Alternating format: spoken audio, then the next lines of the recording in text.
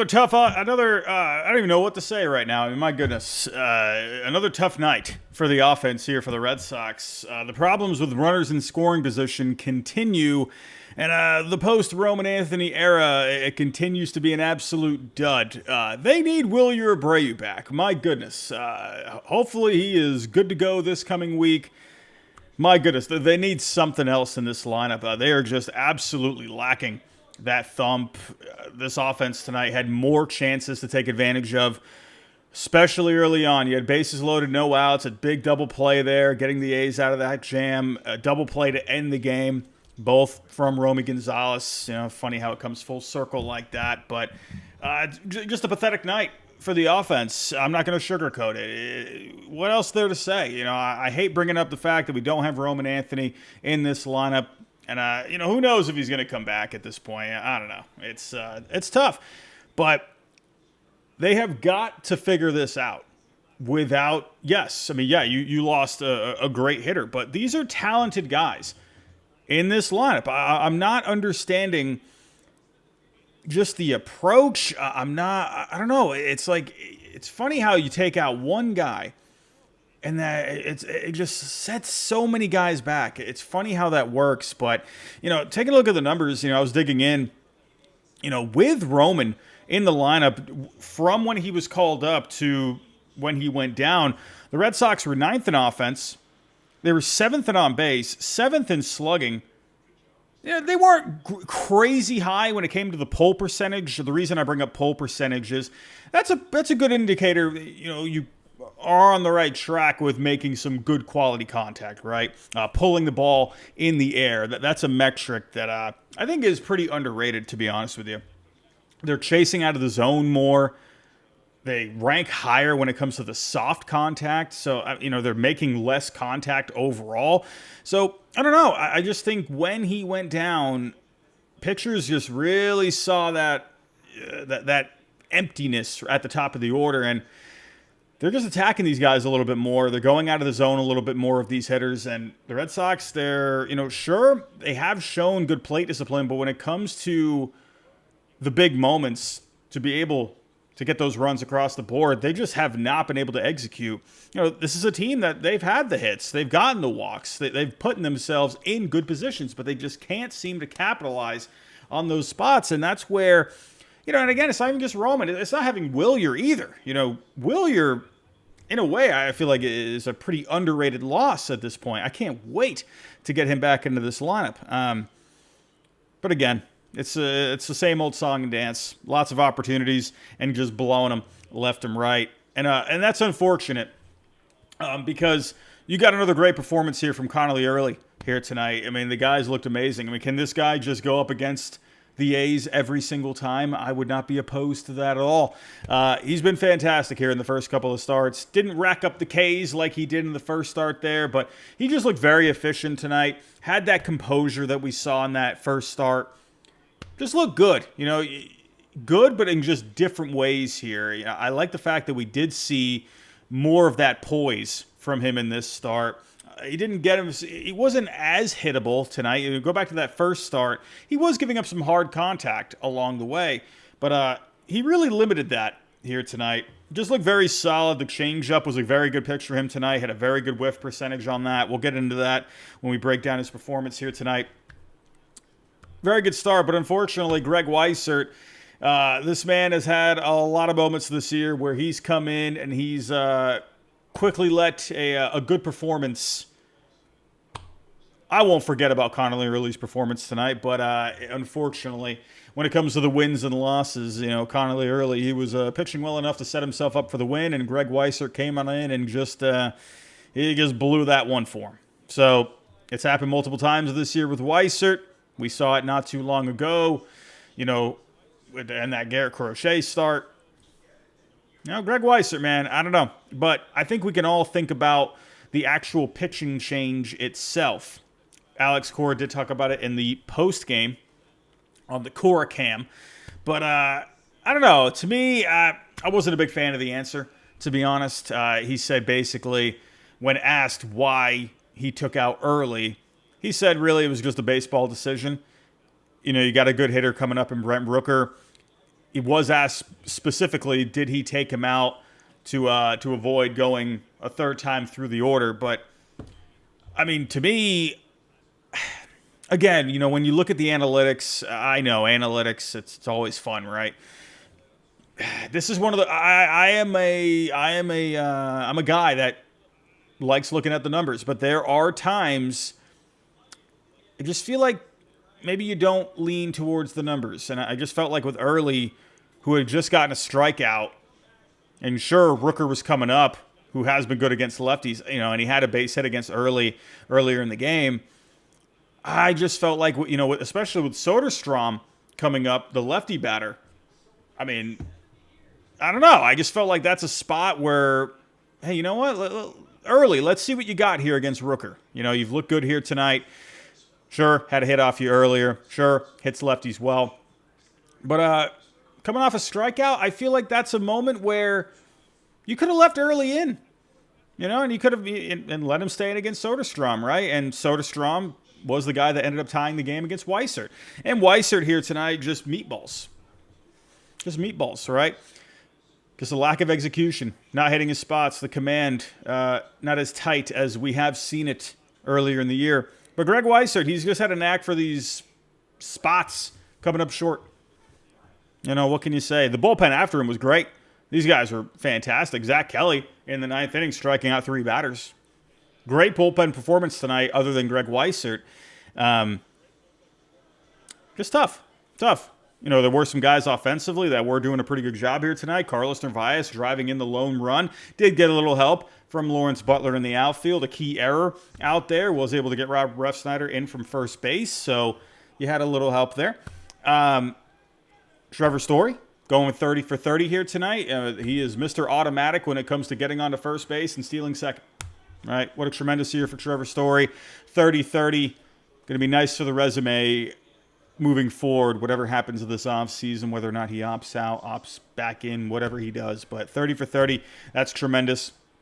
It really just shows, sure, 30 stolen bases, that's a good number. But the fact that you're 30 for 30 really just shows the veteran player that he is as well. Just great instincts that he has on the base paths. Great year for Story, but he had a great night at the plate here tonight. Went 3 for 4. Sogard getting another base hit tonight. Sogard's been looking pretty good with the bat. Eaton getting another base hit here tonight. Guys like that have been, they've been collecting the hits, right? Romy, unfortunately, with a couple of double plays here tonight. That we'll get into that, but these guys have been stepping up, but you're just not able to come through. And again, you're missing the boppers, right? And if we're not going to get Roman back, all right. But that will be nice to get him back into the lineup. So. Very frustrating night, especially as we get closer to the postseason.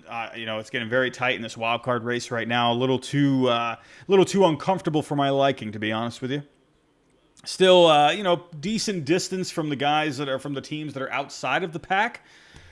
But still, you kind of want to start putting a stamp on some things. And I don't like losing these games at this point. We'll see what happens when Wilyer comes back. But a lot of familiar faces here in the live show here tonight. Brett, Joe, Pat, how you doing? Andrew, what's going on? Moose, Phil, how we doing, everybody? Jason, welcome to the show. How we doing? Everybody, let's get this going here. We'll break this down. If you can for me, just hit the like button, subscribe if you're new. We're trying to get to 5K by the end of the year. Let's get to one of our sponsors. I'll be right back. Kratz, I'm going to steal a line right from the top here about MeUndies. A cut for every butt. I took a line that I feel like you would enjoy, but then you stole my thunder with show and tell. What do you have there?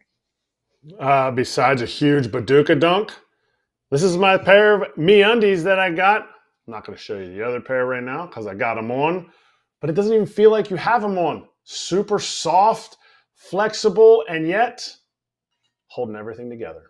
I love the 20 different styles, 100 different colors and prints, and the micro-modal fabric is what you're talking about. Breathable, stretchy, unbelievably cozy. And right now, as a listener of FT, you can get cozy and spooky for less with deals up to 50% off at MeUndies.com/foul and enter promo code FOUL. That's MeUndies.com/foul, promo code FOUL for up to 50% off. MeUndies, comfort that's made for fall.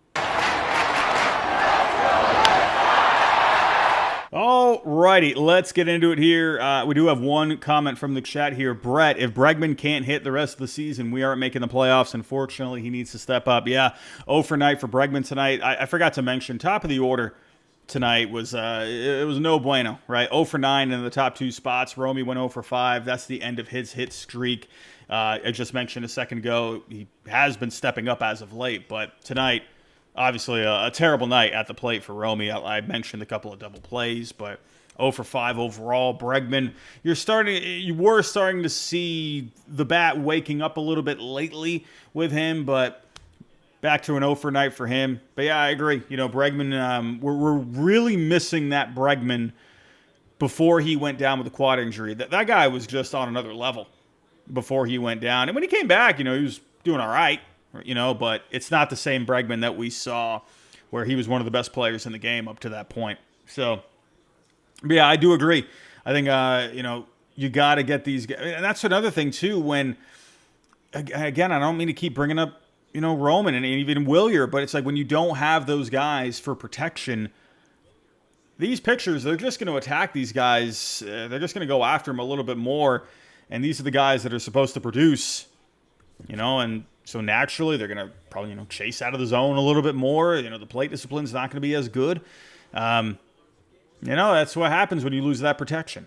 So it is what it is. But let's get to Connolly early. Let's start off with the good news. Again, he looked fantastic here tonight. Leading with the sinker, changeup, and the curveball. Changeup was good. Whiff percentage on it, very good tonight in the 40s. When it came to the percentage, overall tonight had a 33% whiff percentage. He was throwing a good amount of strikes in the zone 53% of the time. Just looked great. Second inning, Colby Thomas had the base hit. They picked him off trying to steal. And that, to me, that just shows good composure, right? You get the base runner on. You're not letting the moment get to you. And you're able to pick him off. Connolly early just looking like maybe I don't want to get ahead of myself, but in a way, you kind of see like he just feels like a veteran out there, And again, he came from a good college, Virginia. That's a good baseball college, right? You just see a lot of mature players coming out of there, and he's definitely one of them. Striking out Harris to end the second inning. He cruised over the next 3 innings, a couple of base runners, 4 strikeouts. He was using the sweeper, the sinker, the changeup here tonight. 6th inning. This is where it ended for him tonight. Wilson with a base hit. Struck out Kurtz on the changeup down. Very good-looking changeup there. And that's where Cora made the change. She decided to go with Greg Weisser, the righty on righty. And it did work. He struck out Rooker, so it's not like Rooker ended up hitting, 500-foot homer, right? So in the moment, it did work. But the problem is that you had a lefty in Soderstrom. So that's where I just wonder... I guess it's kind of like, what would you rather go for? Would you rather have Early go up against Rooker a third time, lefty on righty? Or would you rather take your chances with Weissert, take advantage of the righty-righty matchup, and then you got the righty-lefty? So it's kind of, what do you, take your pick. When you think about it, you probably automatically think, all right, go with the fresh arm. Go with the arm that they haven't seen. But then again, it's like, I just think kind of flow of the game. That's a spot where I see what Early can do right there. A guy, like I just said, has shown good poise, good composure. Let's see what he could do against Brent Rooker. Let's see a little bit of adversity in that spot. That's where I would have liked for Cora maybe to just stand pat right there. He was only at 80 pitches. I think a couple more batters, that's fine. I don't know. Because then to me, I look at it this way. If, let's say he leaves him in against Rooker, and, let's say Rooker gets a base hit, and, but then you still got Soderstrom, lefty-lefty matchup right there. Again, it's third time through the order, so the numbers definitely suggest to go with the reliever right there. But again, there needs to be a balance in my opinion. I just felt like in that moment he looked good. I probably would have left him in. That's just me, though. What do I know? I'm just a doofus that sits and talks about baseball while these guys are actually, playing and managing the game. So what can you do? Anyway, Early looked great here tonight. 5 1/3, 5 hits. The one earned coming from Greg Weissert, who gave up the game tying and the go-ahead base hits. 6 strikeouts, no walks as well. Early is he's a good strike thrower. And the thing with Early as well that I really like is he's going to, even when he's maybe not in the zone, he's making competitive pitches. That's what I really like about him a lot. Flashing a lot of good stuff, man. But like I said earlier in the opener for the episode here tonight, bullpen minus Weissert looked great. Wilson, Slayton looked good here tonight. Matz, solid. And then Zach Kelly, 3 strikeouts in the 9th inning. Good performance there. And in the end, it's still a close game despite the Weissert cough-up. But then, let's talk about the offense. Let's talk about the offense here. First inning, you had a shot right there in the first inning. Romy, Bregman, they go down. The Story getting on with the base hit, stealing his 29th base. Refsnyder with the walk, runner in scoring position, but then Narvaez with the strikeout. Second inning, this is where I'm thinking, okay, here we go. All right, we're good. We've had the issues with the runners in scoring position, but this is looking pretty good. No outs, bases loaded. Eaton, Sogard with the base hits, Duran with the walk. But then Seti striking out, Romy with the double play, and that was that. Crazy. Seti, he's had a great year. This is kind of one of those moments where you kind of look at that plate discipline a little bit. You think, oh, man, got to come up with something more there, Third inning, we're able to get a run across the board here. Refsnyder with a 2-out walk, Narvaez double into the gap. Lawrence Butler helping us out a little bit, overran the ball. That gave Refsnyder just enough time to score all the way from first base. You're getting on the board early. 5th inning, Story with the base hit, stealing his 30th base of the year, Mr. 30 for 30. Refsnyder with another walk. Narvaez, Eaton flying out. Next few innings, nothing cooking. 9th inning, Seti got on, but then Romy with the double play to end it. Just, hey, tip of the cap to Jeffrey Springs. He was able to keep this balance he was able to keep this lineup off balance all night. Jeffrey Springs, they got to him in the last start, but like I said, previewing this series the other day, you make adjustments. The A's made the adjustments here tonight. Springs made the adjustments here tonight. So, tough night. Tough night overall. What else is there to say? You need Will, you're back. Man, oh man. Lou Merloni, he did put out a tweet here today. Someone asked him about Roman. And Lou Merloni, hey, he's pretty dialed in. That guy knows the game. I think we can all say pretty well. And he was saying he thinks Roman's coming back in February. And again, when the injury happened, I'm thinking okay, let's see how it goes. Maybe he ends up moving along pretty quickly. We'll see. But when Cora said not too long ago, a few days ago, that he's still, having some pain, where it's okay, well, it's been about a week now, over a week since he went down, and he's still feeling pain. At this point, I don't know. You got a couple more weeks left. We were all hoping maybe wild card round seemed out of the question. Maybe if you get to the division round, probably out of the question. But Cora, he said to Roman, hey, get yourself ready for ALCS Game 1. You still got, what is that, a month? What? Yeah, probably a month or so. But then again, it's I don't know. Do the Red Sox want to push him? I don't know, man. We'll see how this goes. We need Willier back. And we did hear last week that he could be on his way back this coming week. We will see.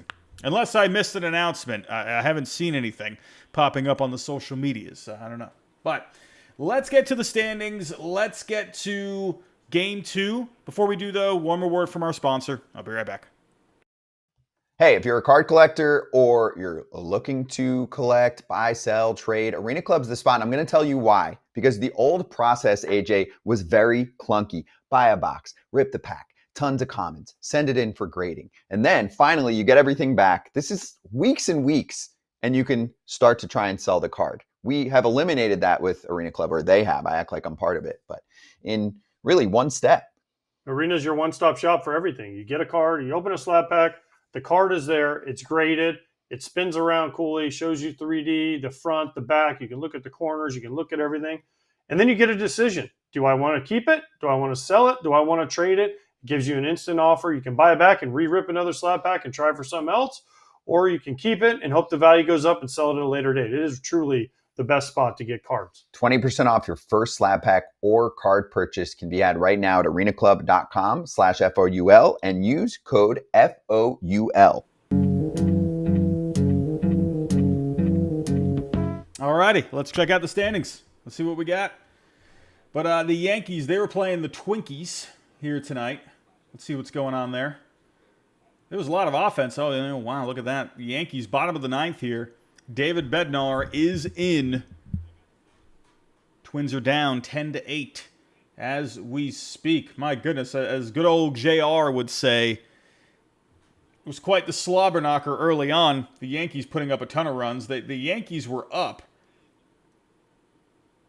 What was this? They were up 10-1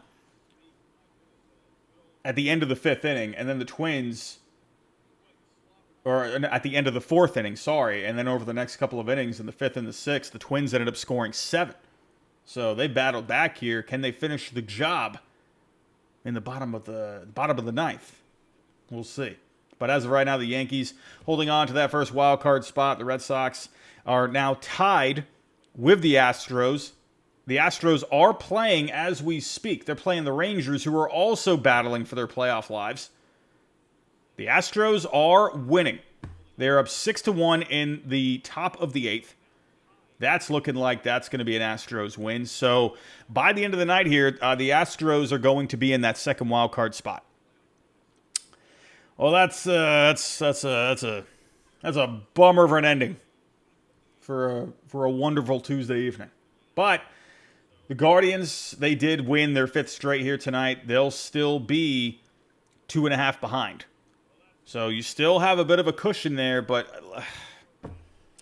I don't know, man. I'm not liking the cushions. I want to, or these small cushions, and I want to start putting this away. I want to start putting this to bed. I want to clinch this thing. I want to get us going here. And being in the third wild card spot, as of right now, if the playoffs were to start today, after these games go final, the Red Sox would be in line to go up against the Mariners, the 3 seed. And then the Yankees and the Astros would be set for the 4th and the 5th. So that could be interesting, with the Mariners, going up against that pitching in Seattle. That could be tough. That could be tough. And the Mariners, they're red hot right now. They've won 9 straight. So, yeah. Not liking how this is all shaping up as of right now. I don't know. Let me know in the chat. Who would you rather go up against right now? Would you rather go up against the Yankees, or would you rather go up against the Mariners? Now, obviously, with the Yankees, obviously you have handled the Yankees this year, right? You did just drop the last series, but again, this is a different team. No Roman. I've already said that like 18 times already. But would you rather go up against the Yankees at this point, 3 games at Yankee Stadium, or would you rather go to Seattle? I don't know. There's definitely some arguments for both. All right, let's take a look at tomorrow's Game 2 matchup. And for tomorrow, you got Lucas Giolito on the bump going up against Mason Barnett. And we all know what Giolito's been able to do this series, 10-4, 3.31 on the ERA. He was solid last time against the Yankees. 5 2/3, 5 hits, 1 earned, 6 Ks. And he did not go up against the A's in his last start. He was in the Diamondbacks series before they went to Sacramento. But yeah, he's been solid as of late. Over the last few outings, he's only given up 4 runs. So, Giolito. Hey, there's been definitely a lot of times this year where he's played stopper for us. You know, we need a good performance from Giolito here tomorrow. But taking a look at the matchup, again, we did see Barnett not too long ago. But a lot of these guys were seeing him, right? Bregman had a hit off of him. Duran, Eaton had a hit off of him. We had Sogard, Story. I mean, even Wong had the base hit off of him. So that is a favorable pitching matchup. But like we saw with Jeffrey Springs here tonight, guys make adjustments. Could we even see someone like Mason Barnett? There is a fire truck driving by my apartment right now, and that was loud. My goodness. What was I saying? Barnett, ERA at 8.5. Could even someone like that make an adjustment? Hey, one little tweak could be all you need. And with the Red Sox offense slumping lately, who knows? So I don't know, but Giolito, we're going to need a good pitching performance, especially with this offense as of late. We will see. Game time tomorrow is at 6:45 Eastern. We'll be back here tomorrow night for that. But everybody, I'm going to wrap it up right there. That is all the time we have for tonight. Sure, we're still got a couple of more weeks here until the postseason, but I'm still feeling all right about this Red Sox team. Obviously, I'm not happy with what's going on as of late, but I still feel like they have what it takes to get the job done. Willier coming back is definitely going to help, but we got to start getting into gear here a little bit. Let's see if we can take these last couple of games in this series and wrap it up on a good note heading into Tampa this coming weekend. But everybody, I'm going to wrap it up right there. Thank you for coming out here tonight. All the familiar faces, Leo, Moose, Brent, Jennifer, hello, Julio, Andrew. How we doing, everybody? Christopher, thank you for stopping on by. Brett, everybody, thank you for stopping by tonight. We'll be back here tomorrow night. I'll see you then.